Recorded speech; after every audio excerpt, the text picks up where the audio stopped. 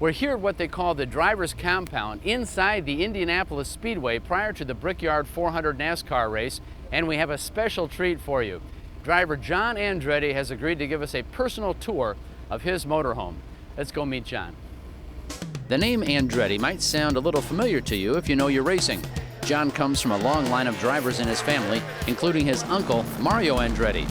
John is the driver for the Freedom Roads racing team that tours the country in the NASCAR lineup. He raced the night before in the Busch Series in Indianapolis and was preparing to do the color commentary for the Brickyard 400 when we caught up with him. He sets up camp along with the other NASCAR drivers in an elaborate setup in the infield. A beautiful Fleetwood Heritage coach serves as his home on the road along with his family.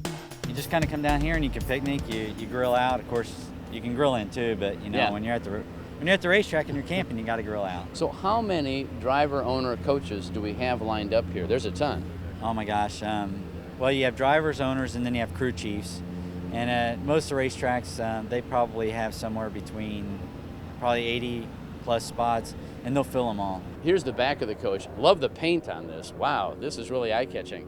Yeah, if we get on the side of it, you'll actually see it's got a little bit of a checker flag on it. Oh, really? We're up here? Yeah, it's got, as we go forward, Yeah. it gives it a real, I don't know, a little bit of a racing thing to it. Oh, it does. That is very tasty. Look at that. We like it. It comes up pretty nice, and I don't like to be playing, and nobody likes to be playing. Right next to me is another driver. And Out front of the coaches are the barbecues that the drivers and their families use during the downtime preparing for the race.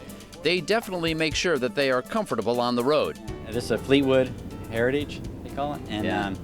we love it. It's perfect for us.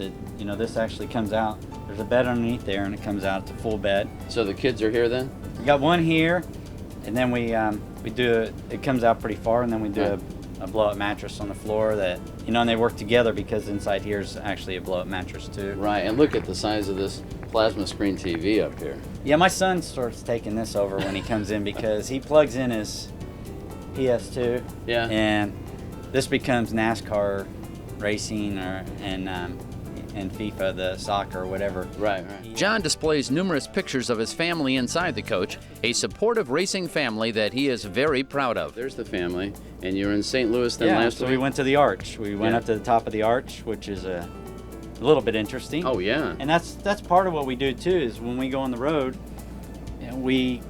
my wife is really big about, okay, let's do something different. So we've been to the Grand Canyon, we do things that, our kids have been to a lot of state parks. And I bet they have really seen this country, haven't they? they have. And they get to see this country in a beautiful Heritage coach that is filled with remote controls and switches that take a little while to figure out. Nice. Or, for small people like us. Yeah.